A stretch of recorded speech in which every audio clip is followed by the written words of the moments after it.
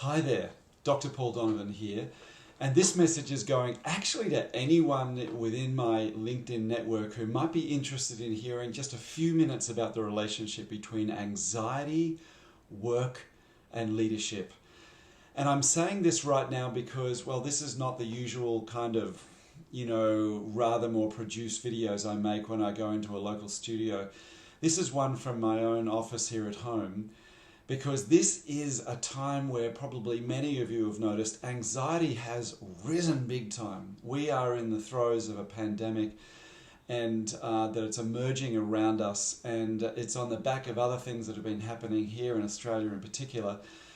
And you may have noticed that anxiety is high.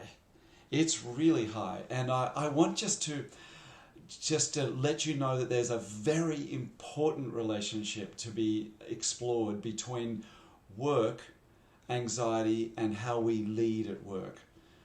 So first of all, I just want to let you know, I've been feeling anxious these last few days. I've come back from Singapore just a few days ago, so now where I was working there for 2 weeks, and I got back just after the time when Scott Morrison announced that those who entered Australia need to go into 2 weeks of self-isolation. So that's me. I'm currently in self-isolation here at my home where I have an office, fortunately.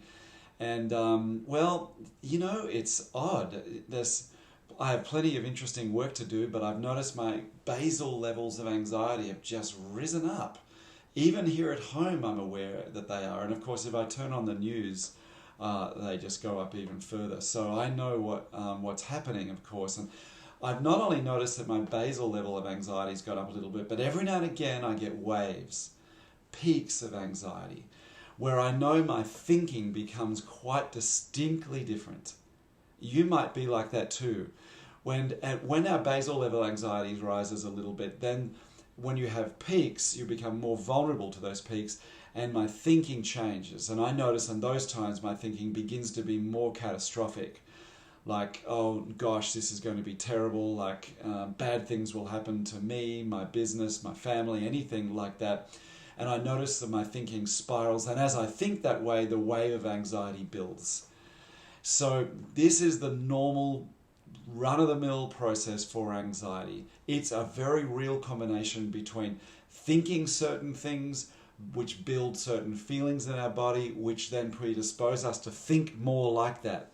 And all the time, us putting our bodies in postures which are going to support more anxious thinking, which then reflects more anxious feeling, which then feeds back into causing us to think in more anxious ways. So I want to, in the first place, just remind you that this is a cycle, the normal cycle of anxiety.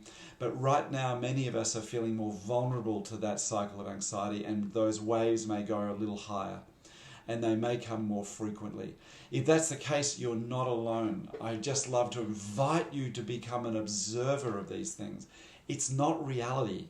The thinking we engage in when we're in a wave of anxiety is not good thinking. It's not reality-based. It's not the truth of the situation. It's not your highest insight.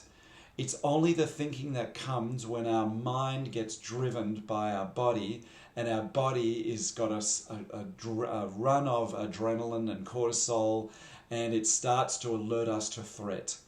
And then we begin to see more threat in our environment than is actually really there. So I want to invite you to be conscious of this cycle, conscious of its power at these times when everyone's anxiety levels are going up. So what to do then at that moment? I just like to invite you to be out of the awareness that you have about this cycle of thinking, feeling, doing, and that your body is playing into that. Pause and ask yourself, what's my highest thinking here? What's my highest self actually think could be best for me to do, or say, or think, or even feel?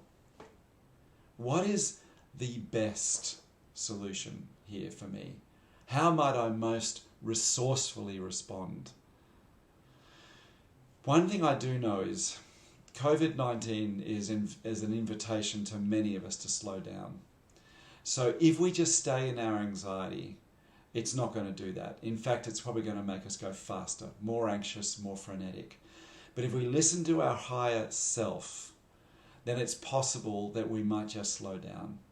And it's possible that that may be one of the main opportunities that's emerging from this incredible virus.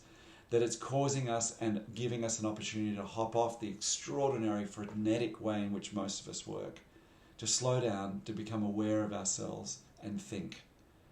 And ask ourselves the question, what do I most want to create now?